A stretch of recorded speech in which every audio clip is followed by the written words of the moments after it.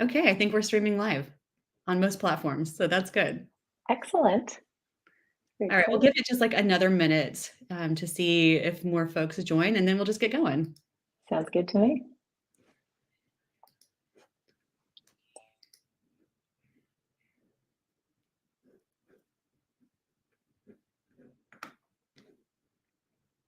All right, we're 1 minute after. Hello, and welcome to our live talk. For those of you that are watching this as a recording, welcome as well. I'm Vanessa Jupi, the founder and CEO of Leva.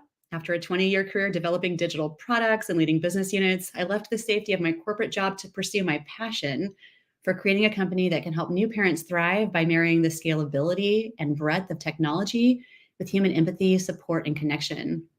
I'm excited to be with you today to share insights on parental leave. I hope this is the first of many conversations that we can have together. And this is interactive. If you have comments or questions, feel free to add them along the way. I'd love to introduce my co-presenter today, Lauren Gordon. She's a certified professional life and career coach and a former senior HR leader. Lauren is focused on empowering working moms to achieve career success without sacrificing family joy. With over 16 years in corporate roles in global financial services, her expertise spans sales, human relationships, human relationship management, I should say, executive recruiting, and strategic human resources. Lauren is a mother of 3 and has successfully navigated 3 maternity leaves, so she's an expert on this topic. And she understands the unique challenges of balancing professional goals and personal values. She offers a judgment-free coaching environment. She's accredited by the Life Coach School and the Institute for Professional Excellence in Coaching. Lauren holds an undergraduate degree in interpersonal communication from the University of Delaware and an MBA from St. Joseph's University in Philadelphia, Pennsylvania. So without further ado, we're going to go ahead and get started. So today we're talking parental leave, connection, reintegration, and career success. And we have a little something for everyone, as you can see from our agenda. We're going to talk about the basics, the what and the why behind parental leave. We're going to look at what's happening around the world and why does parental leave matter? Why is it important for the employee and the employer? And we're going to dig into what does it mean for the employee to be successful, to have a good leave? Why does it matter for employers to offer parental leave? What are the benefits there? And how can you address this and implement parental leave solutions in a really positive way? And then we're going to have time for Q&A. So let's get going. So the very basics, what is parental leave? It truly is either paid or unpaid time off that employees take to bond with their new babies, their new children. And it can and it should be taken by both birthing and non-birthing parents. This is really important. So let's talk parental leave best practices. When we look across the world, what we see is that most of the parental leave best practices are happening in countries that are outside of the United States, and especially in these Scandinavian countries. So when we think about what makes something really good, one of the key factors that we look at is how are we doing from a gender equality perspective. Iceland currently has the highest gender equality score at about 91%. Every year, the World Economic Forum compiles this data. They look at several measures. So economic participation and opportunity, educational attainment, health and survival, which we'll get to a little bit more in a minute, and political empowerment. And so countries are ranked from 0% at the worst possible end and 100%, meaning total equality. As you can see, no country has gotten to total equality yet. Iceland is getting closer. And a lot of the way they kind of look at things is systematic and how they support families. And so for parental leave, Iceland offers 12 months of parental leave per couple at 80% pay. And really, they look at 6 months per parent. So really enforcing that each parent should take leave and should bond with their child. In Finland, it's 7 months for all parents. And in Norway, it's 59 weeks of shared leave at 80% pay, or you can opt to take just 49 weeks at full pay. In the United States, by contrast, we are one of only 6 countries with no actual protected paid leave. We do have FMLA that applies to only 56% of the workforce, so it does not apply to everyone, and it's unpaid. It does guarantee that you get to keep your job, but not every employee is protected. And so let's reflect a little bit more on what's being done well. In countries that are doing this well, it's really, and companies, I should say, there are a lot of companies that are putting really good policies in place. There's dedicated time for each parent to bond with their child. There's also a period of overlapping time where parents can be together with their children and with each other.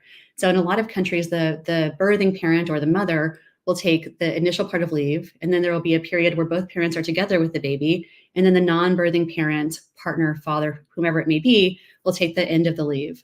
So really making sure that every parent has dedicated time. And then if you're a single parent and there's not a partner in the picture, you'll receive the entire pool of time.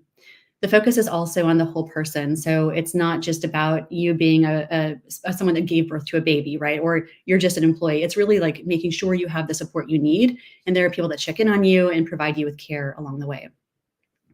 And again, it's really recognition that it's important that both parents take leave because it contributes to gender equality. And we have a little bit of Q&A or quiz section in a second that will talk more about that.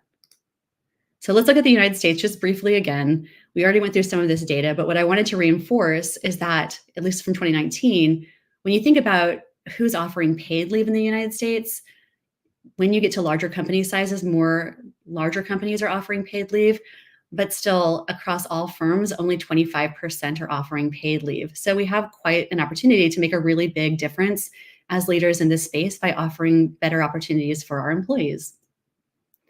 So before I hand it to Lauren, I just want to reinforce that it's no surprise based on what we just shared that new parents are struggling. So we know for a lot of new moms that breastfeeding is challenging, that sleep deprivation affects so many people, and it's truly torture, and that reintegrating after parental leave is incredibly challenging.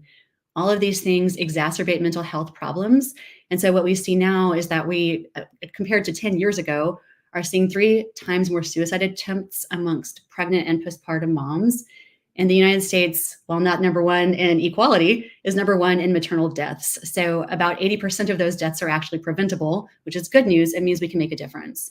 And as many of you know that are HR leaders, 43% of women leave their careers within 1 year of having a baby. So let's talk about strategies to mitigate that. I'm going to turn it over to Lauren. Thanks so much, Vanessa. And I just want to take a moment really to acknowledge and underscore some of the staggering data that you shared. I mean, this is, we know by the attendance and the watching of this webinar how important this topic is, but we really want to, double down there. So what we're looking at now are 3 key reasons why we collectively believe that parental leave is so important. And I'd love to acknowledge that we have a range of viewers, right? We have employees who are preparing for parental leave. We have HR leaders who are helping to represent their employees and perhaps making a pitch to leaders at their company about how to better support working parents. And then we have leaders, whether they're parents or not, that want to better support their employees. So we're viewing this from a broad lens. And the way we think about the importance of parental leave is in the bucket of financial impact. We think about mental and emotional impacts. And then we think about the professional impact, because at the end of the day, we are all employees, right? Or leaders that are contributing to a company's higher needs and outcomes. And so parental leave, we know that it allows employees to take time to care for their new child without financial hardship. My background, as Vanessa mentioned, is actually in financial services from the corporate space. And so I think often about taking unpaid time off and how that impacts men and women, not just once, but for those that grow their family second, a third time, it really contributes. The social and emotional piece we'll talk a bit more about when we think about the employee, but just giving that protected time to bond with your child, and for those that co-parent, to just adjust to parenthood with a parent or with a co-parent and with shared responsibilities is critical. And then the employee themselves, the morale, the engagement, the retention, which we'll talk about, and the productivity is so important. We're going to double click on these on the next slide, and we're going to look at the benefits of parental leave for employees in particular, for the human being. So I think most people think about parental leave in the first way, the bonding with the child and being home with the child. But it's also an incredible opportunity to reduce stress for the parents. I think about all of the decisions, Vanessa, you and I had to make when we were on our own leaves. We're thinking about, one, how do you even raise a baby? How do you heal physically, which we talk about improved mental and physical health? We had to figure out how to feed the baby, and we each had our own struggles in that. And I know that's a lot of what's behind your startup of Leva. We had to figure out childcare. We had to figure out new routines. So to have that protected time to do it is critically important. And then increased job satisfaction, increased career success is huge too. My background includes executive recruiting. I'm always thinking about, on behalf of employers, how they attract and retain employees. And so this is a huge way to show your employees that you care and to show your candidates that you care and that you support working parents. On the next slide, we're going to look at the benefits of parental leave for the employers. We know there's a cost, right? And there's an absence of your employee, but there's so many more benefits. So increasing your employees' morale, right? So we talked about retention, we talked about productivity, we talked about engagement, but this is fundamental, right? The war for talent is very real, and so we want to keep our employees engaged. Reducing turnover, and on the other side, improving recruitment and retention is a direct correlation to parental leave offerings. And in a moment, Vanessa's going to share a story about John and share a story about Mark. Thinking about increased productivity. I mentioned in the beginning that we all either run businesses or we contribute to business results.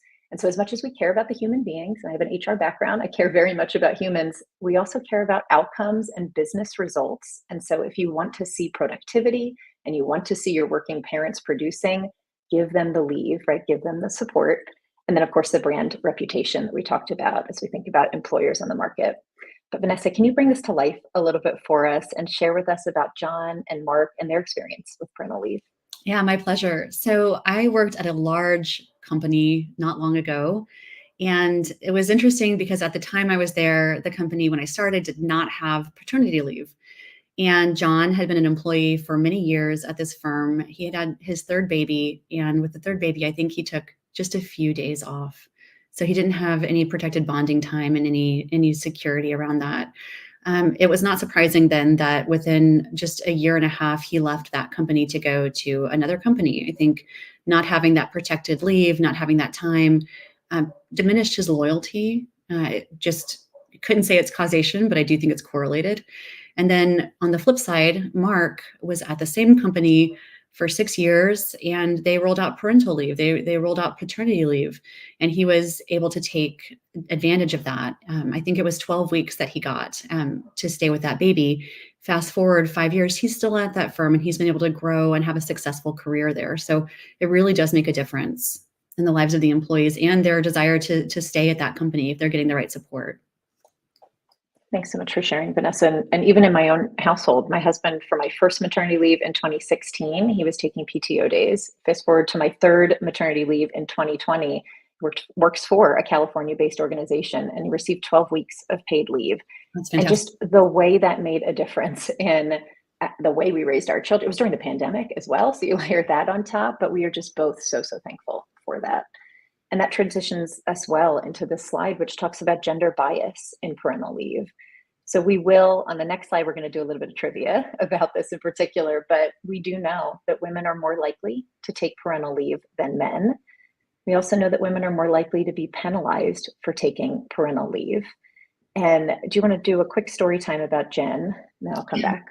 Yeah, so Jen is the CEO of a company that's in the leave management space, but she wasn't always. She actually was in corporate America for quite a while and a really top performer. She was always considered top talent, top of the nine box, and selected for special projects.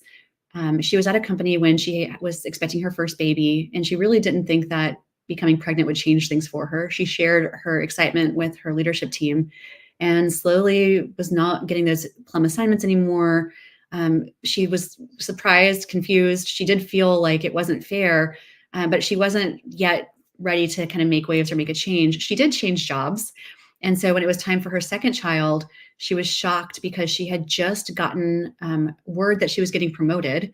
She shared the news about her baby and the promotion was rescinded. So at that time, she hired a lawyer and was ready to take action, but then discovered that if she were to take legal action, she'd have to sign an agreement that would not allow her to talk about the situation. She decided not to do that. She left the company and she started her own company to help make things more equitable. So that's a pretty crazy story about penalized women, but it happens a lot more than I think we really appreciate. It does. And it happens to both men and women, as we acknowledge on this slide. In fact, there's an article today in the Wall Street Journal. If we haven't seen it yet, our viewers haven't seen it, check it out. And it's all about men taking paternity leave. And there's some really powerful data in there. We tee it off here by saying, did you know 90 out of 187 countries offer statutory paid paternity leave? The US is not one of them. However, we are starting to see more and more organizations opening their arms, expanding their leave to be gender neutral or be inclusive of both moms and dads. Vanessa, you want to give us a little more trivia on the next slide? Sure. Okay, we got 2 questions for you. Let's talk about this. So, really fast, let me bring this up here. Let's put your answers here in the comments. What percentage of dads take at least 2 weeks of parental leave? How many would you guess take 2 weeks of parental leave? Gonna wait just a moment. So if your guess is 5%, you're correct. Only 5% of dads take at least 2 weeks of parental leave. So what happens? Does it matter? Why does it matter? Does it matter? I think we all know it matters from a bonding perspective, but it also matters from another perspective. What happens to a mom's salary when dad takes parental leave? What do you guys think happens to a mom's salary when a dad takes parental leave? I do see one of our viewers got the right answer for number 1. I'm going to pop this up. Good job, Melody. You got it. You're correct. It's 5%. What happens to a mom's salary, though, when a dad takes parental leave? Do you think there's an impact? I'm going to wait just one more moment. It's kind of a trick question because the answer is yes, it does absolutely matter. So I'll tell you the answer. Ready? For every month of parental leave that a father takes, the mother's annual salary increases by almost 7%. It's staggering. So this is research that was conducted on roughly 9,000 families. So I think we can all appreciate that it does make a difference if both parents take parental leave. And not a surprise, right, that when we look at countries that have a high gender equality score, they're very focused on making sure that both parents are taking that leave and that they're taking the same amount of time. So just really shocked me when I read that, and I thought it was great. So I wanted to share it with you all. All right, so we've talked a lot about the importance of parental leaves, talked about it globally, talked about the importance and the benefits. And what we want to equip our viewers with now are tips for taking a successful parental leave. So we're thinking about employees and expectant employees, but I also offer this for HR leaders and for leaders who want to better understand how to support their employees. So our first tip is to start planning early. We know, many of our viewers know, there is a lot on your mind when you find out that you're expecting a child and you're trying to figure out physical changes and emotional changes and what to buy, right, and logistics. And so as you think about your leave from work, it's so helpful to start early and give yourself ample time. We highly encourage one of those early first steps is to fully understand your leave and your benefits offering at your current employer. That might mean talking with HR, calling your insurance, talking with other working parents who have taken and returned from leave to get their experience and get their tips. When you're ready, communicate with your employer. And I think this when you're ready is really important.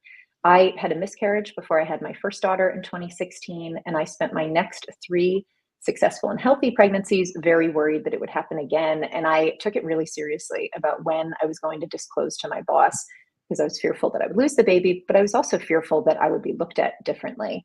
I think what's beautiful about the more hybrid and remote environment that we work in now is that women have at times can be more empowered to decide when they disclose, right? I visibly showed, or I had awful morning sickness. And so it was pretty obvious when I was having crackers and Cheerios in meetings, right? But being very thoughtful about when you communicate with your employer, it's such a personal decision. And if you need support with that, seek it out from professionals at Leva, right? Or other partners or other working parents at your company.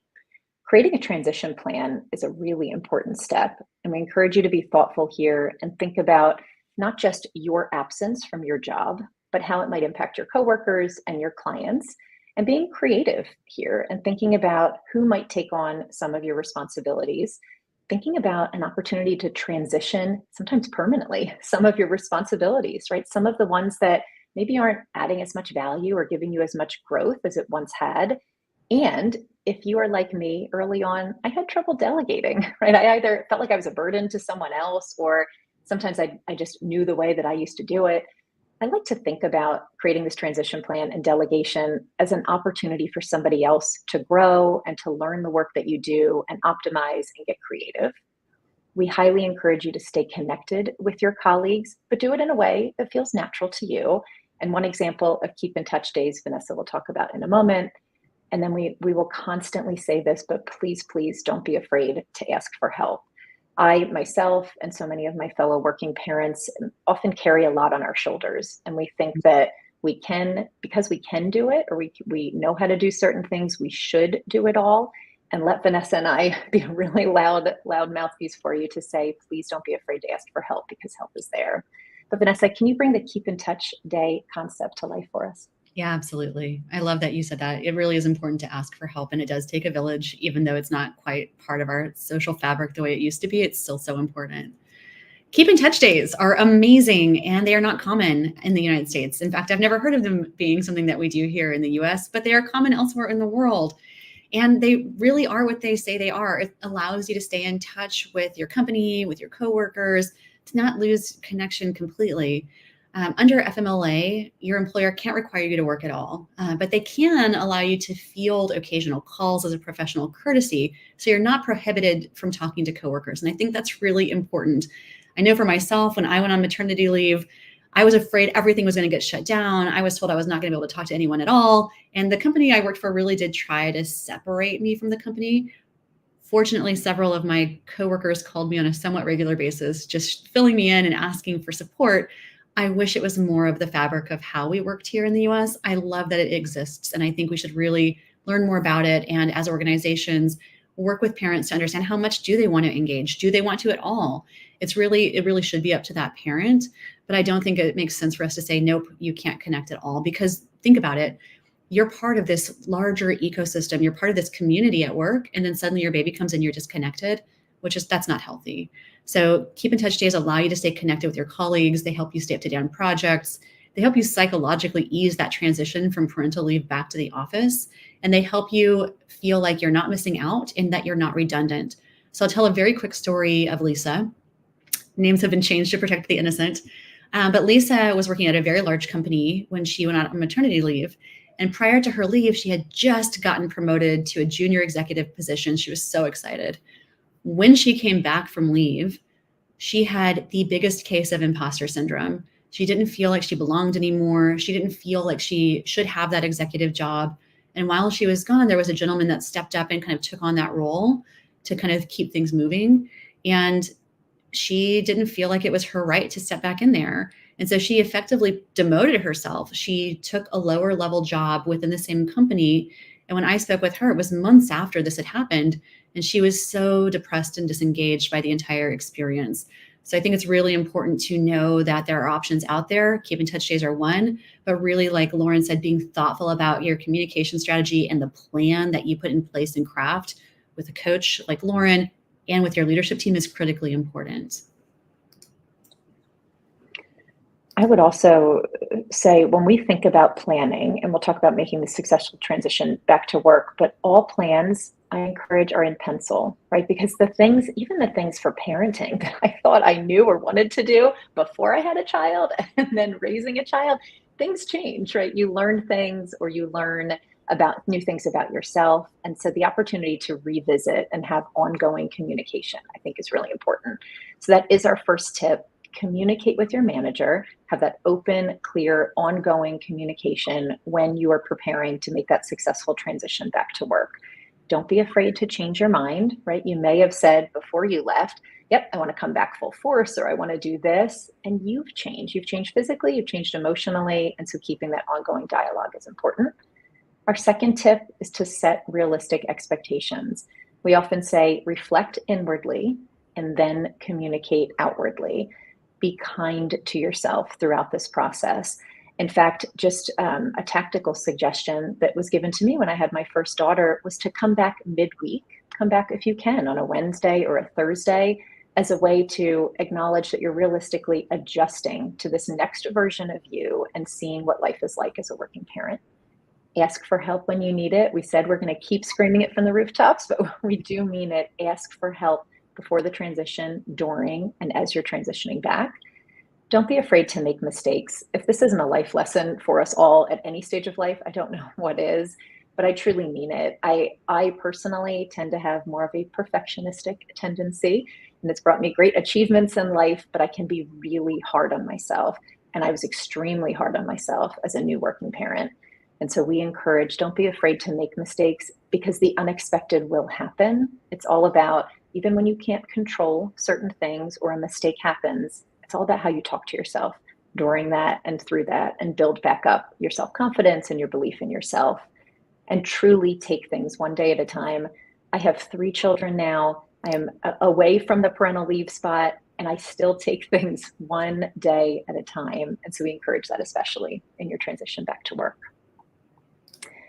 On our next slide, we just want to highlight for all employees and all employers that our company should offer this support. So please, if there are some requests that we can make, we'd love to consistently see, not only in the US, but globally, the offer of paid parental leave for all working parents. Our second highlight is to promote flexible work arrangements. So we recognize, right, there are certain policies or whatever may need to change, right? That could be a bigger change. But as leaders or just the culture of a company, when we can promote flexible work arrangements, it can be huge, a huge, huge benefit for working parents who need it and for all employees more broadly. We hope to see employers offering or creating a culture of support for working parents. I remember early on, I used to duck out the back door when I was leaving to get to daycare. And I, especially since becoming a leader, I would be so much more transparent about it and say, this is a day when I need to cut out early, or I'm attending a school event, right? To promote that it's okay to bring that part of yourself to work.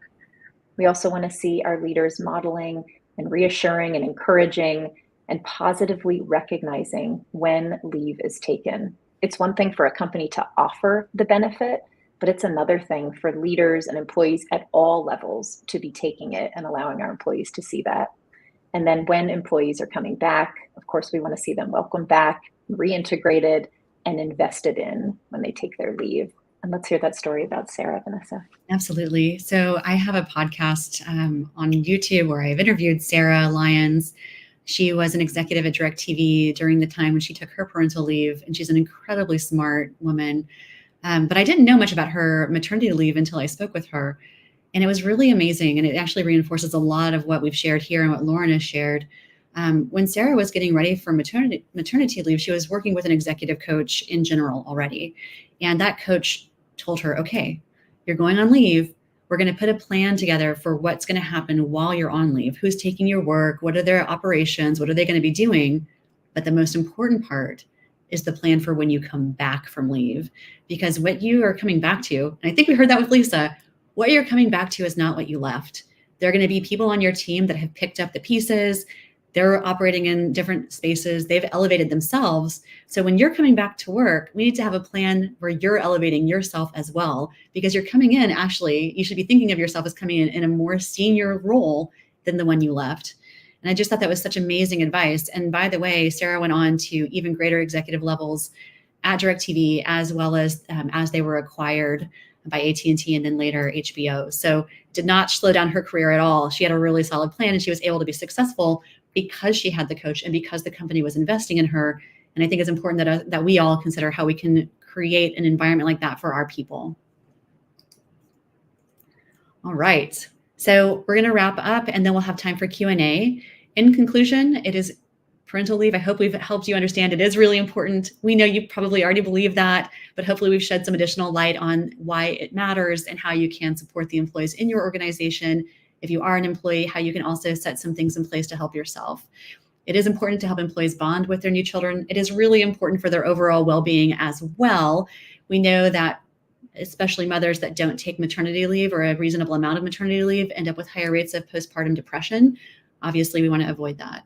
And we know that companies that support employees of all genders by offering paid parental leave end up having better cultures, end up being a great place to work, attract working parents, attract other employees that at some point down the line want to be parents, and having these flexible work arrangements are really, really important. So really quickly, one of the things that we focus on at Leva is really understanding our users and our customers.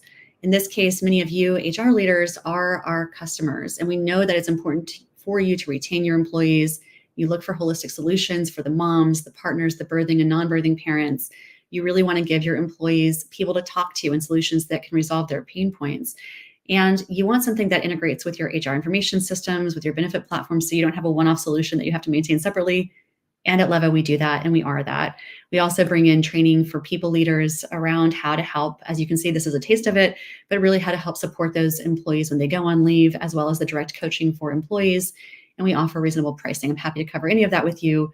But importantly, at Leva, we support new families. We support women and their families during this really challenging time with real-time support and real-time answers, with mindfulness meditations and content to decrease postpartum anxiety and depression.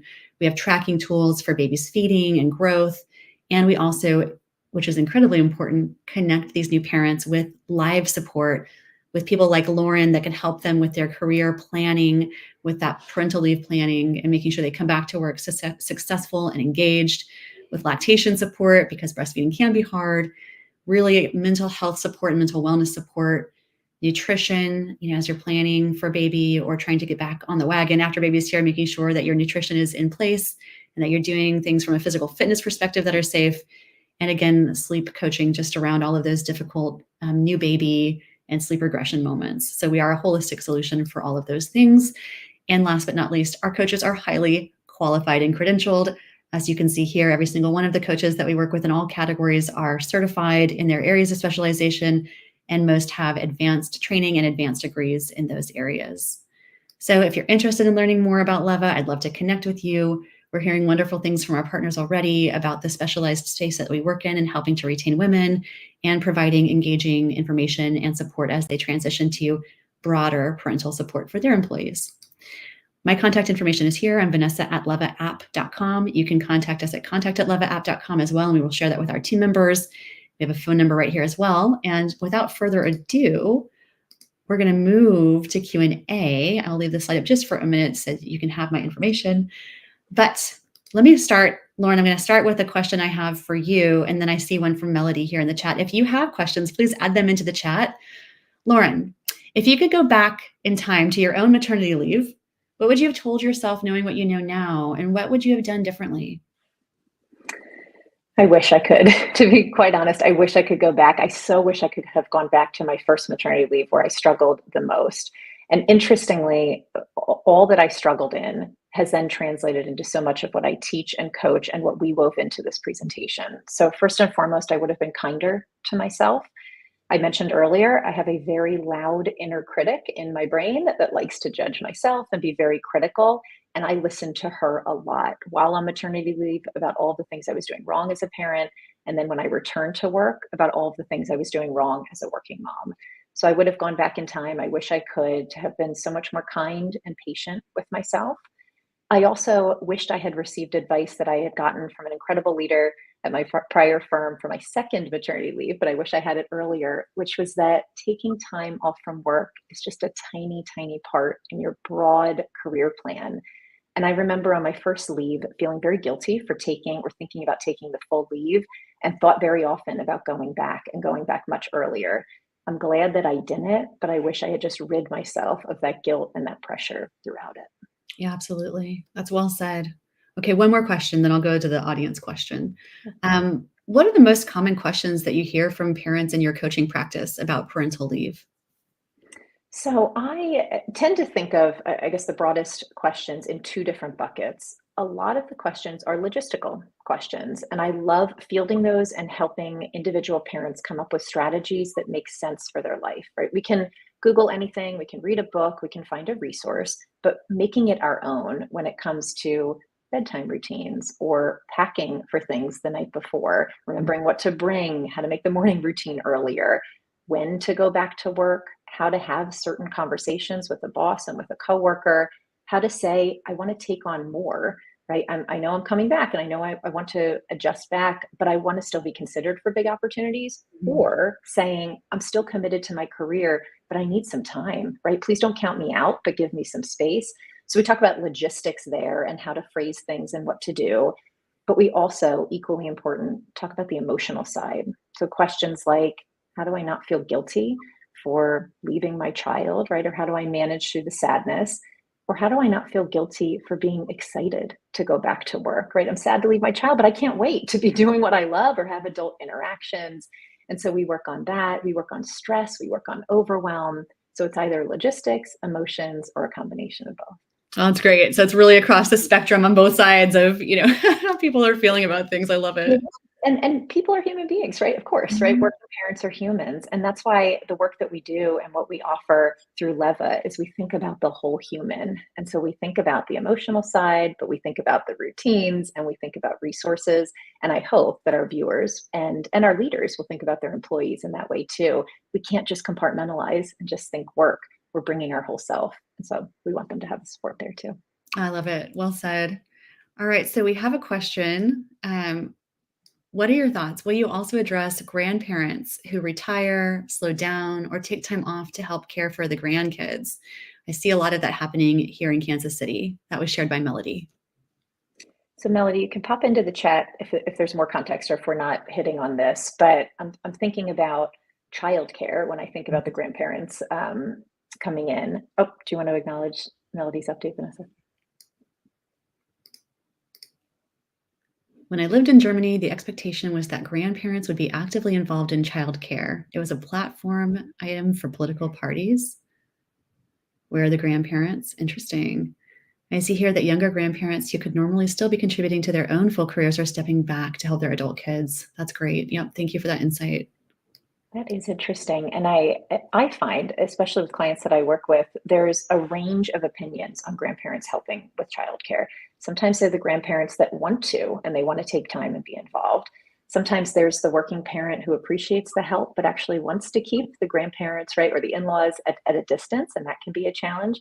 And then there can be setting boundaries or just setting expectations. I always highly encourage open communication with your partner if you have one, right, with the grandparents. We talked earlier about reflecting inwardly first. So think about what you want and then communicate outwardly. So if a grandparent's offering to help, it can be incredible, incredible support. But if you don't want it, right, or you want to put boundaries in place, that's okay too. Yeah, that's great. I love that answer. Yes, the app definitely could be helpful to that older generation. I love that, Melody.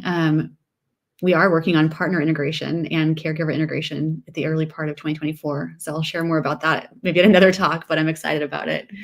Any other questions? Well, we're waiting for them to come in. Vanessa, can I ask you the earlier question about what you would tell yourself when you went on maternity leave if you could go back in time? Oh man, gosh, it was hard. It was so hard going on maternity leave and coming back. I was shocked. I wish I had had a career coach. I didn't have a career coach until later on in my career, until I moved to H&R Block. I got my first career coach, and I wish I'd had one when I was a new mom. I did not know what to expect. I wish I had known how challenging breastfeeding was going to be. I would have prepared for that. I would have met with people. I would have learned more. If I had had a career coach, I would have put a plan together. I would have had a plan coming back. So I think like the things that we preach now, the things that we're working on are really because of the gaps, right? Like the gaps I felt, the gaps that you experienced, we're like, we can make this better. Here are the things that will support your people. I remember being so worried as a new mom going back to work. I was the person that was so excited to go back to work. I missed my baby and I felt worried because I knew I could take care of him better than anyone. But I was so excited to go back to work because I loved the work I did. I loved working with my team and I missed being around grownups. But I was shocked going back and feeling like my IQ was half gone. I was like, will I ever be the person I was? Will I ever be able to follow the thread of this conversation and know what to do next and have that plan? And I remember being so grateful to a couple of female executives that were in my department because they pulled me aside one day and they're like, oh yeah, it's hard, right? Because you're a new mom, you're tired. I said, oh gosh, I had no idea. And I don't feel like I'm thinking clearly. I don't feel like I'm myself. And they shared that when they were new moms, so it was just the craziest thing because I couldn't even imagine this executive doing this.